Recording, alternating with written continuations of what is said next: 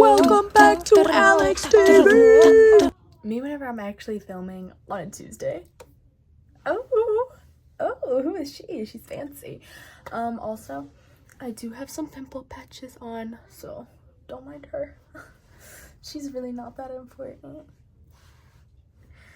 Anyways, let's get into the topics of the day. You know, it's a pretty good day. I've been sitting around doing a whole lot of nothing, a whole lot of binge eating, and you know, it's been good. Speaking of binge, the past week or so, I went on a very, very long Big Mouth binge. I knew that the new season was coming out, and I was excited to watch it because I like Big Mouth. And it turns out I hadn't even watched the season before. I don't know how I missed a whole season. I think I probably started watching it and then fell asleep and forgot about it. That sounds like something I would do, honestly. But that led to me watching the whole 7th season in one day. Fun fact, that's going to be, 5 hours worth of watching. Yeah. Spent 5 hours watching Big Mouth. So that's fun. And that was just the 7th season. Then I had to move on to the 8th season. I think I watched that one in 2 days, maybe 3. I was like, I gotta slow down, dude. This is unhealthy. But let me say, I love Big Mouth. I've been loving Big Mouth. Okay, Big Mouth is I don't even know why I like it. I think it's just a lot of people in our modern day and age are so ashamed of anything that has to do with the changes of puberty, and they think it's awkward that children are being exposed to sexual themes and topics. But they have to understand, puberty is supposed to happen whenever you're a kid. You're supposed to be having those sexual themes exposed to you as a kid. And I think that just it leaves a lot of people unsettled, and I think that's a lot of the reason why people think that Big Mouth is just glorified child porn. And that's not what it is at all.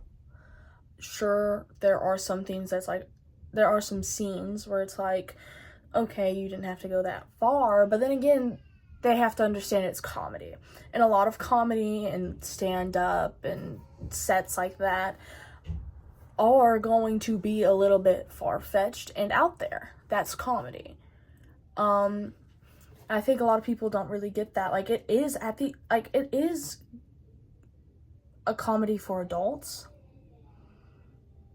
but I think that it is good for people who are going through puberty because it educates. I feel like a lot of the stuff on there, whenever I first watched it as a kid, the first 6 seasons, whenever I was maybe 13, going into 14, I learned a lot. Don't mind the kid, he screams. I've tried to put duct tape over his mouth, he just rips it right off. I don't even know how he gets the chains off from around his arms. I don't even know. I don't know, apparently he's really good at picking locks. I've tried chains. I've tried them. Oh my god. Give me a break. Anyways, what was I saying? Oh, Big Mouth taught me a lot that I don't think I would have learned if it wasn't for the show. And whether those things are good or not for a 13-year-old to be exposed to, I guess that's up for debate, but I think that it's good that I was exposed to those topics because it's all developmental. And I wish that I would have been able to watch the 7th and the 8th season while I was going through puberty, because I already know all that stuff now before having watched it, but back then I didn't know about any of that stuff, and it would have been so nice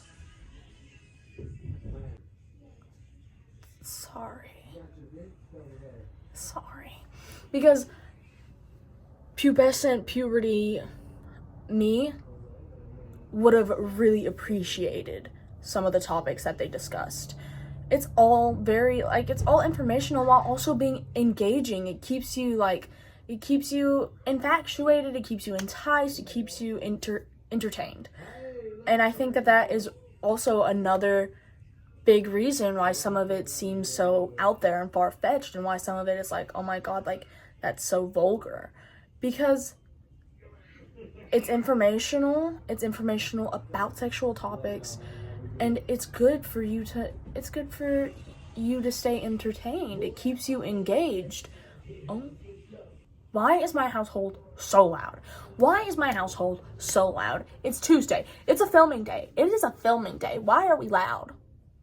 Hey, what's all that racket? My family. Oh my gosh, this is why I don't like to film until it's nighttime, or unless it's like during the day. But all day, my brothers had friends over. So, my brother's room right here, right behind where I film. And they're so loud. And I was like, okay, I'll just wait for his friends to go home. Okay. His friends leave, another friend comes. So I'm just having to film through the racket. I'm gonna need y'all to please bear with me, because trust me, I don't want to hear it either. But hopefully my melodic voice will be able to soothe you and comfort you through the process. But I think that if you don't like Big Mouth, you're immature. I think if you don't like Big Mouth, you are too immature to be watching it. That show is really helpful, and I feel like a lot of people, especially around, like, right below my age group, I feel like below, maybe even in my age group, but I know a lot of people my age do know about all that stuff. But I feel like a lot of the younger people that are coming up into high school, or maybe even still in middle school, would be very informed by Big Mouth. And it's funny. Like, you can't ask for much more.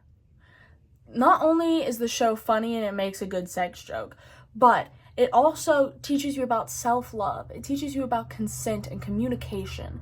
And it's like, it's just a really good show. And I feel like if you aren't able to see behind the vulgar jokes, if you aren't able to see through all the vulgar jokes and animation, then you are not mature enough to be watching it.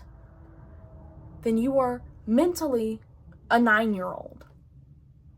How about you grow some balls and a brain, and then watch the show? And then actually watch the show. Not just listen to what other people have to say about it and repeat what they have to say. Because the amount of people around me who are like, Big Mouth is glorified child porn. I know you heard that from a TikTok. I know you saw that on an Instagram reel and you're copying it. We don't need a parrot. Is there an echo in the room? How about you form your own opinion? Thank you. I think that's a really big thing with kids, is that they just listen to whatever's told to them. Even people my age, with their parents, with their friends, like, they're just repeating what they hear. Even offline, like, they're repeating things that they heard on the internet. And I think it's so sad that you don't have your own opinion. I think it's so sad that you're just hearing what other people have to say and you're copying it. You're your own person. I think it's just so shameful. I'd be ashamed if I was out copying what my dad said just because, oh, well, he said so. Well, they said that, so it's right. They said that, so that's what I think. Hello, form your own opinion. Thank you. That's like if everybody had the same favorite movie or the same favorite color. That'd be so boring. What makes people people is that we're all different. How about you get a life? I don't know. Speaking of repeating what parents say, I feel like religion is a lot of repeating what other people tell you. Because there's like a handful a handful of Christians who have actually read the whole Bible without thinking, oh, well, this is what the preacher says, this is what my mom says, this is what my dad says, my little brother said this that one time, all of this is about the religion. I'm going to read that with all of that in mind. How about you read that clean slate, not a single other thought or opinion on your mind. You read the book. You read the book and you make your own opinion. I remember whenever I first started thinking, what if I don't believe in God? And it was scary. It was so scary. Like, I would lay in bed and I'd cry at night. I was like, well, if God's not real, then what happens? Then where do we go? And I would just listen to what my dad said and I'd just repeat it because I was scared. God was all I had ever been taught, all I had ever been exposed to. And it was terrifying to think that everything that I knew could be wrong.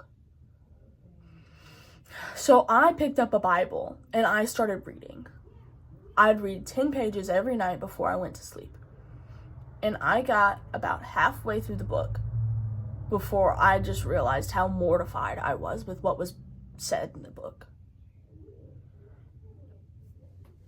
And that's what made me realize I might not be a Christian.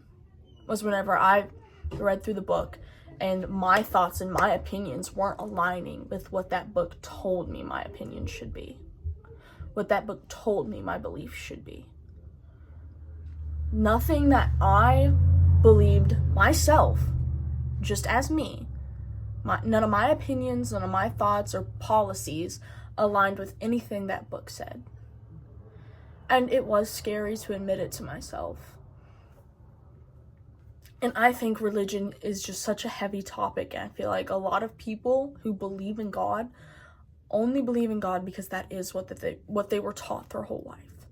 They believe in God because this is what my mom said, this is what my dad said, this is what the preacher said, my little brother said this that one time.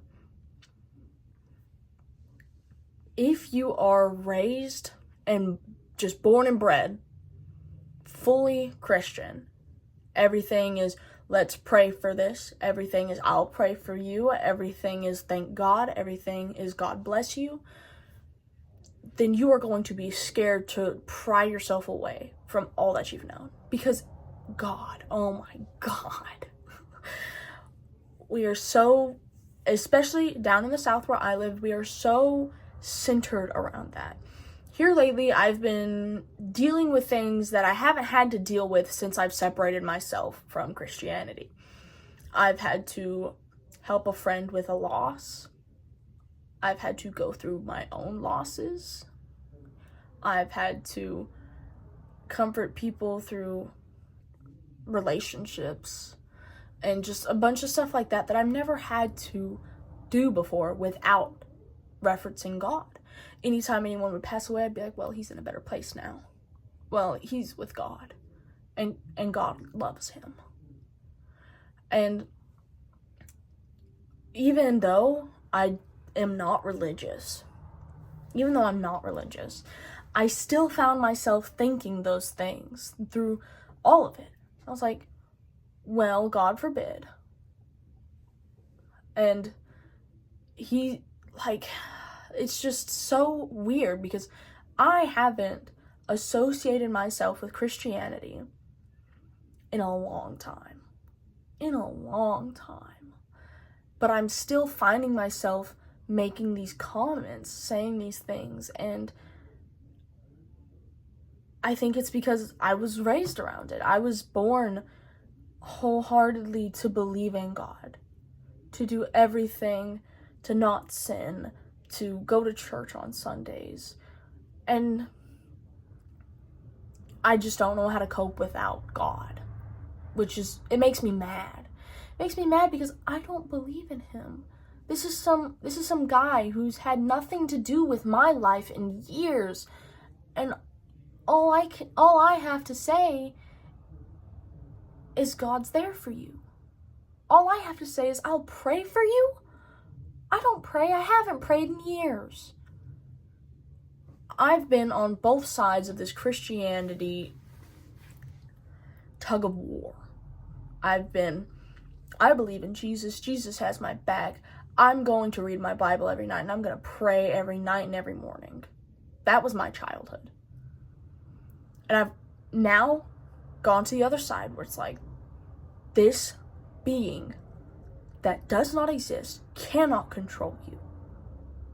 If God exists, I hope whenever I get up to the gate and he's deciding where I'm gonna go, that he can think and he can know that I've lived for myself, I've lived for happiness, and I've lived for love. And I hope that he will understand none of those things were malice. And the only thing that I've ever done wrong was saying I don't believe in him. And I hope he can give me some room, some leniency. I hope that my God is forgiving. I hope whenever I pass, my God is forgiving. I hope my God can forget any wrongdoings that I've done, because I know they cannot outweigh the good. And if God loved us so much, if the Christian God that has been brought to us now, because I know a long time ago, before Christianity became so just mainstream, I know a long time ago, God is different than what we have as God now. But if our God now, what people have made God to be, if our God is so loving, and if our God is so giving, then why do we have such strict criteria? Why do we have to give our lives to him? That's not a loving God. That's a dictatorship. That's how I've perceived Christianity. Because there's no man, being, or thing who is so good and giving and loving that forces you to give everything to him, that forces you to worship him, that forces you to love him in return. That is not a loving and giving God. And that is what Christianity has become today. I know a long time ago, Christianity may have been a way more beautiful thing than it is now. But that's not what it is now. And that's why I don't think I can believe in God. And it makes me sad. It does make me sad. As much as I may joke about it, it does hurt me.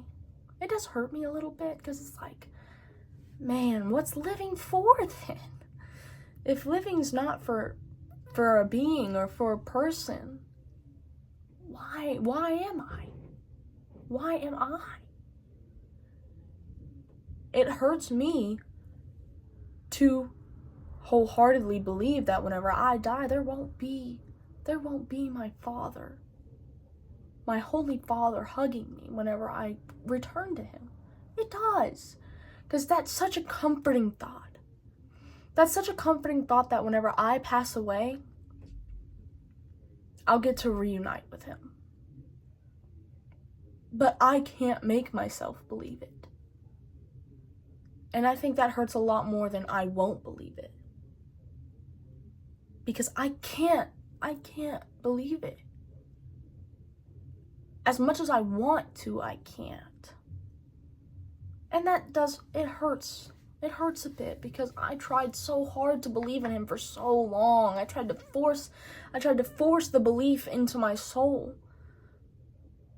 But to believe is to trust in something without a doubt, without a thought, and I've doubted. I've doubted so much that I can't believe. And to anybody out there who does believe, I am so happy for you. I'm so happy for you. And I hope you stay strong in your beliefs. And I hope that you never question it. And I hope that you can love me all the same. I hope that you can love me, even though I can't believe in your Father. But I know there are so many other religions out there. Maybe one day I can find my God. Maybe one day I will find my eternal rest in the afterlife. Maybe one day I will be happy with a religion. But there are just so many, and I have a hard time just saying this one is the right one. This is one that I'm gonna follow. Because there's so many. I can't make myself believe in just one. I think religion should be a fluid thing. I think that there shouldn't be the religions that have already been curated that you have to pick from, that you have to pick to align with. I think religion should be something that you curate, that you believe in. And if what your thoughts and beliefs are line up with a book that is made for people like you, for your community, for you people, that's awesome. But if your beliefs don't align with that, then you should be able to just be. To just believe in that. It doesn't have to have a book. It doesn't have to have a set in stone religion. Because I love the morals of Christianity.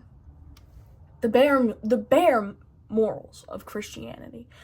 To love thy neighbor like thyself, to just be loving and to be caring to each other. I think that's so beautiful.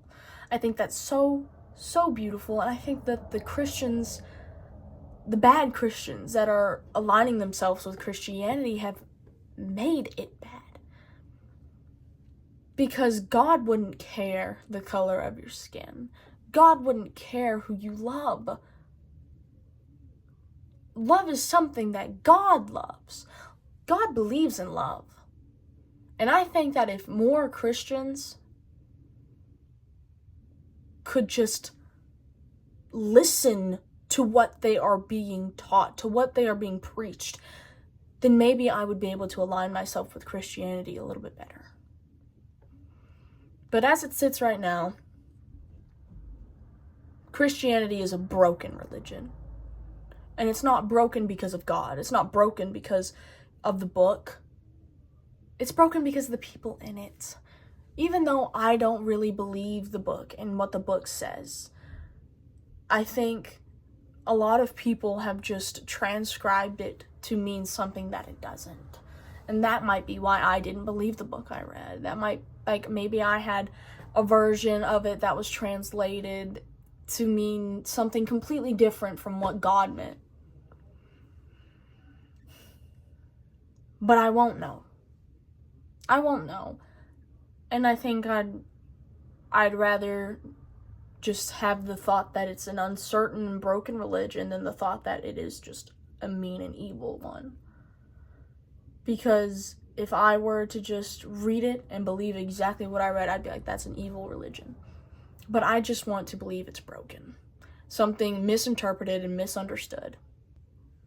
Anyways, I didn't think that I would talk this much whenever I wrote religion in as one of the topics for today. That wasn't even what I wanted to talk about whenever I wrote religion down on my topics. I wanted to talk about the religious talk. You know, some Christians, they be talking crazy. They be talking crazy. Like, what do you mean Jesus came to you in a dream and told you to name your firstborn son Josiah? Are you sure you're not schizophrenic, bud? What do you mean Jesus came to you and gave you the gift to speak in tongues, and that's why you speak in tongues? Hey, there are pills for what you're experiencing. Like, that's terrifying. That sounds just like the freaking, like the interrogations where it's like, why did you kill him? Because I was told to. Well, who told you to kill him? The man in my head. Okay, you've got mental issues. You see, if you were to be put into an interrogation room and be like, well, why'd you name your firstborn son Josiah? And they were like, because I had a dream and he came to me and he told me that my firstborn son needs to be named Josiah. You're being locked the fuck up in prison. Well, maybe not prison, a mental hospital. Because that just doesn't sound, just because you put God at the front of that sentence, well, God came to me in the dream. Oh, it was God.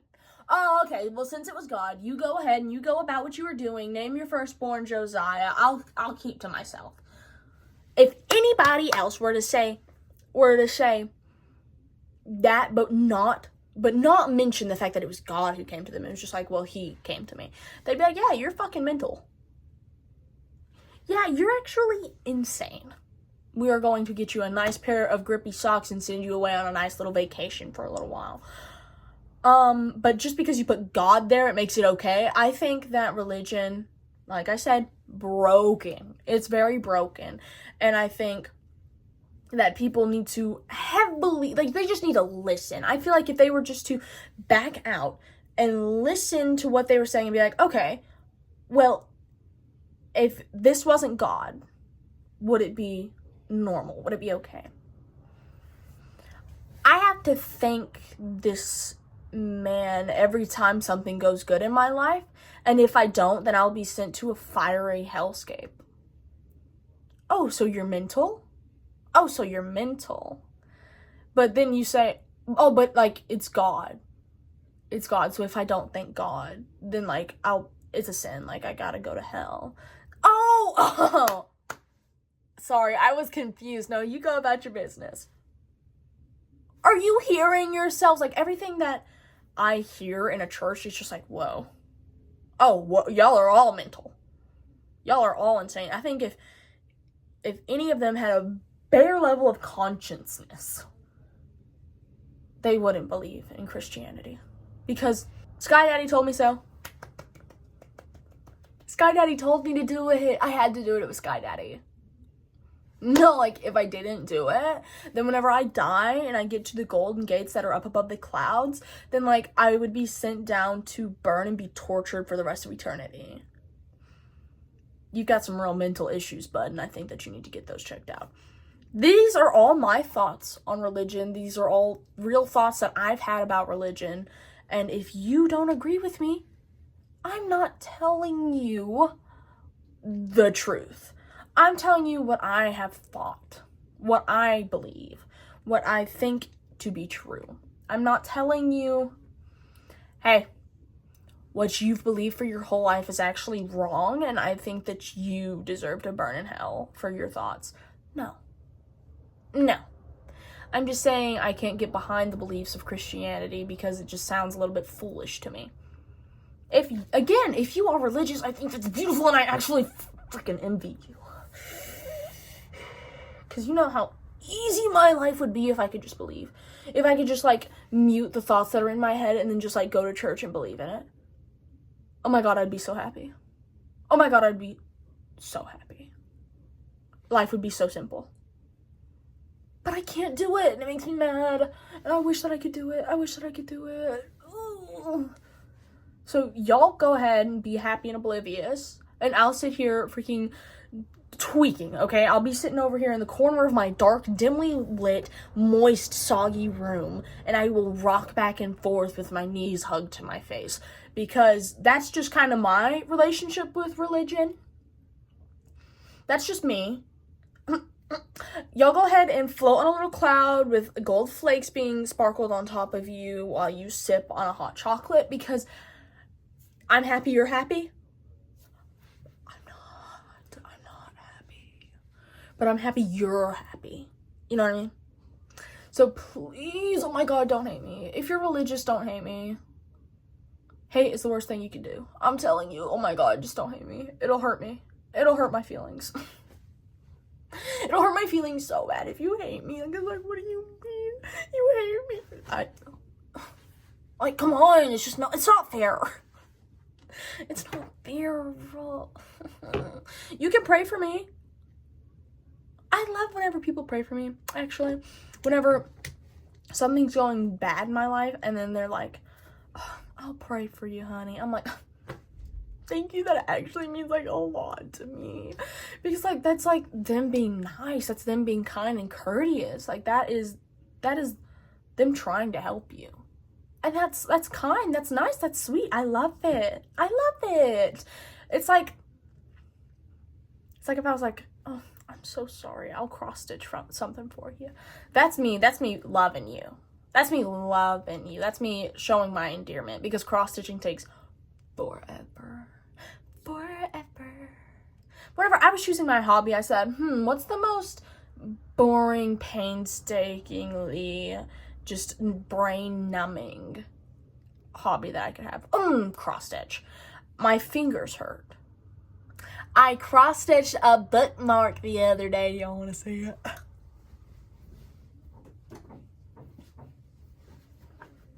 I know y'all wanted to see it. Ooh, get the lighting. Ooh, oh, she's glamorous. And then peep the back. It's actually not the worst.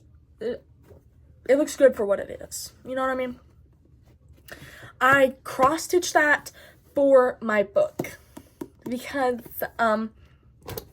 I want to be a reader. I want to be a reader. I want to be a reader. I want to be able to read, and I want to be able to enjoy it. I want to be able to just sit down and read a book for hours, not even thinking about the fact that I'm reading a book, just like being immersed in the story. I wish that was me. Hey, I wish that was me so bad.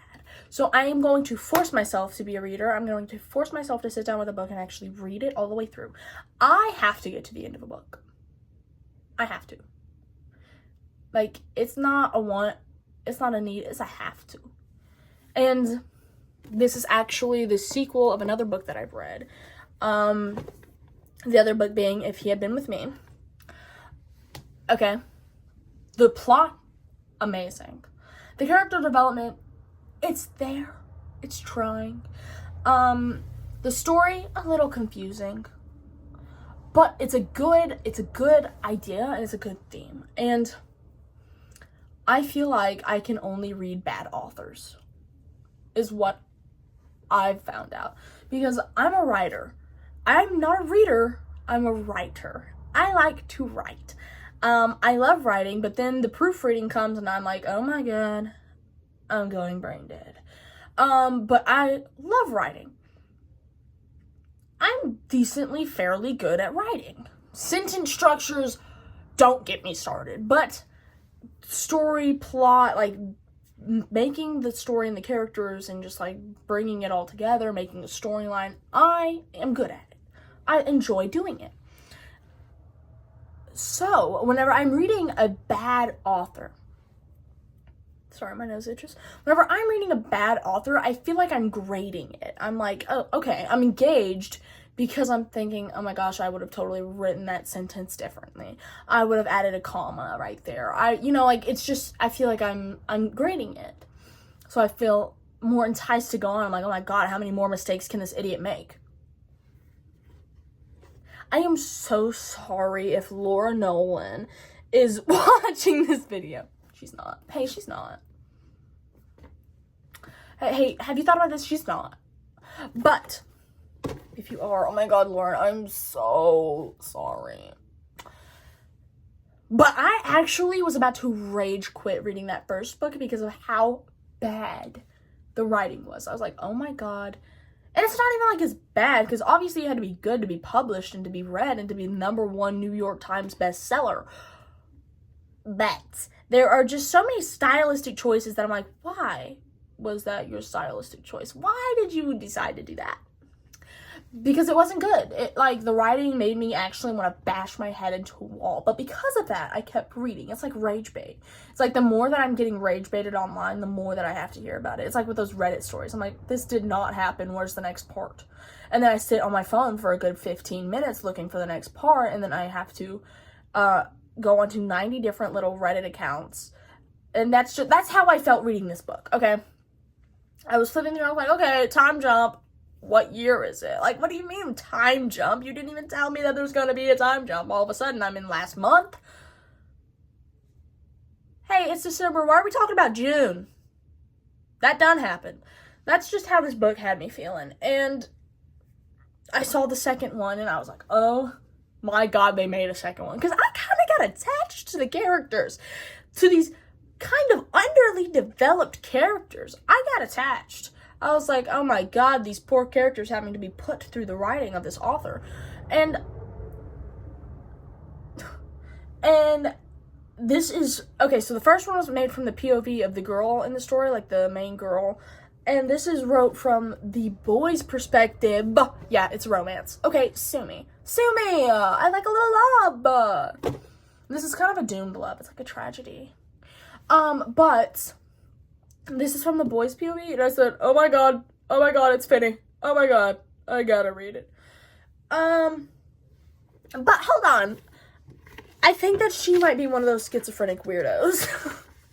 I gotta stop using schizophrenic, because, like, that's a real group of people. My mom's schizophrenic.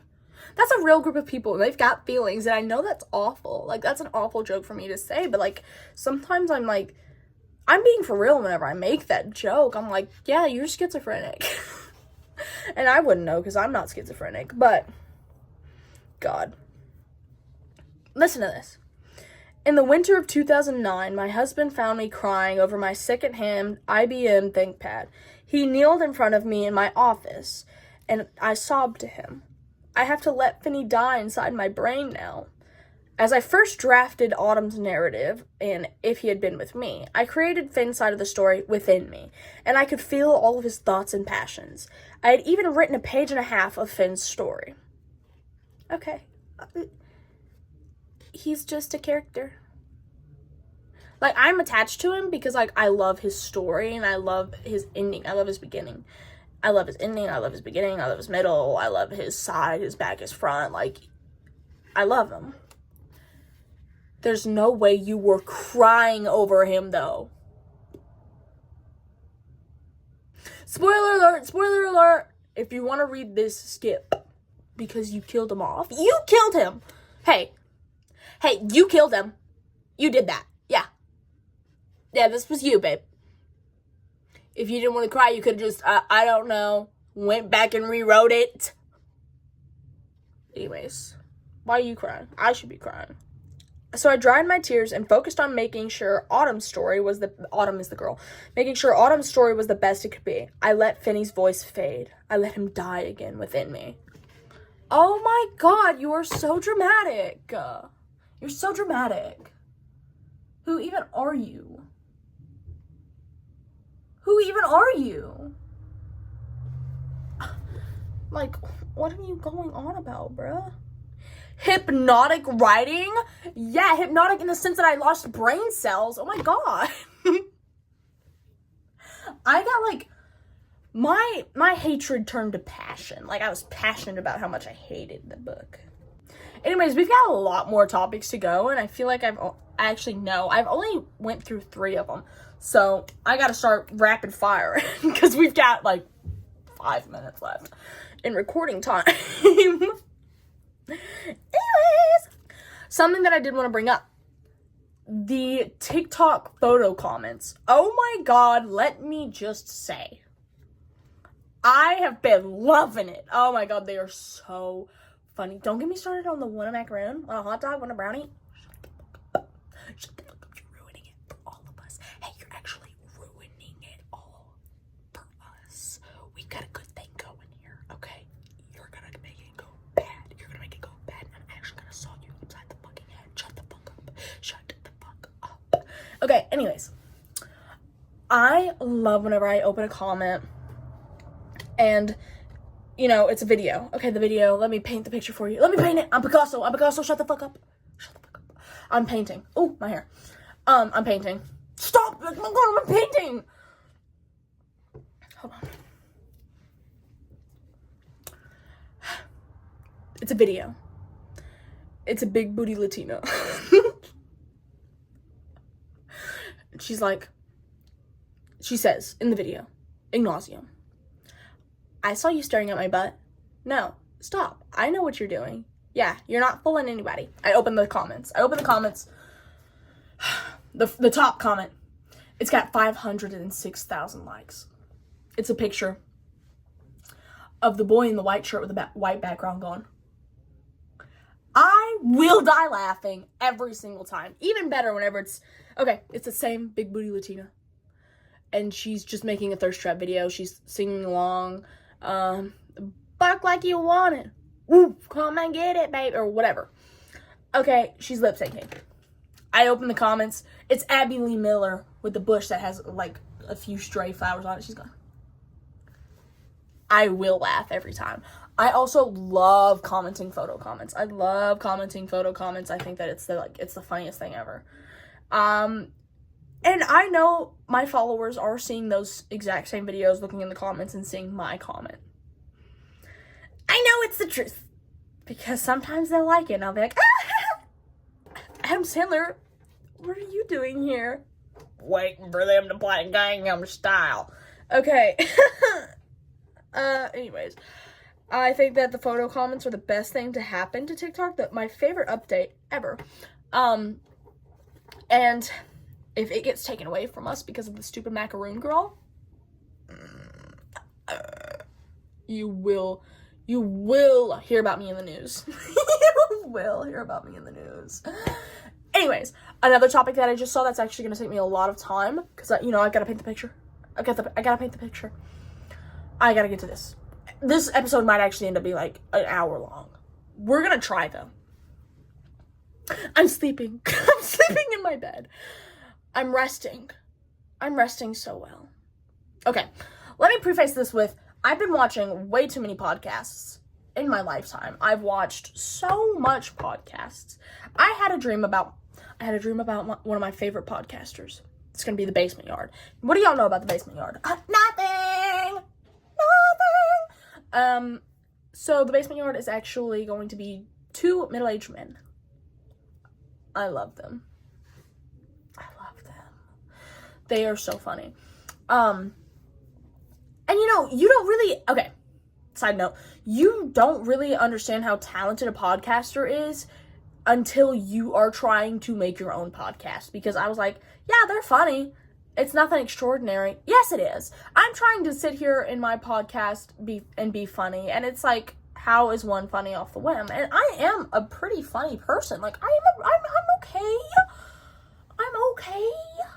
But then I go back and I watch podcasts that I've been watching, and it's like, whoa, they're really good. I mean, go figure, they've been doing it longer than me. Anyways, so in this stream, it's The Basement Yard. Except I'm going on a trip to a strip club. I'm talking party lights. It's dark. There's glitter and booty shaking and big platform hills everywhere. Okay. I don't remember much about the girls, but I do remember hearing Frankie's voice behind me. I'm like, no freaking way. Turn around, there they are. It's Joey and Frankie. I'm like, oh my god, no freaking way. You know what I mean? And I'm like, I gotta stay nonchalant. Can't let them know that I'm cool and watch their podcast. Anyways, I'm just like, yo, look at this girl, or whatever. And they're like, I know, right? Like, she's bad. Hey, Frankie's actually married and he'd never be caught in a strip club. I don't know. Hey, I don't know. Okay, so then that leads to me standing by them and conversing with them for, 10, 15 minutes, before there's a bomb threat on the strip club. Okay, there are red lights. Somebody goes over the intercom. Everybody's going to have to evacuate the building. Actually, use the back left exit. They've surrounded all of the other doors. Run into the woods and just keep running. What the fuck? Okay. I'm like, yo, dude. What are we gonna do? And they're like, run. Okay, so I'm like, all right, let's go. And we start making our way to the back. We run, okay? We go back behind the strip club to the wood line, and we're like, stick together. Okay, we're making sure we will not lose each other because we're all we've got. Everybody else, gone. It's a ghost land. It's actually the quietest you've ever heard the outside world be during a bomb threat. Okay, so we're like, we gotta stick together. We're all that we've got. We're running. We run for forever. I swear to God, like miles. And then all of a sudden we hear this thunderous boom. We're like, the strip club, they got him. They got that beautiful stripper woman. And then like a boot comes flying and pops right in front of us. This makes us run even faster, even harder, even further. Okay, except the whole time, I'm trying to stay optimistic and funny and a rizful cool guy. It's The Basement Yard. I gotta stay cool.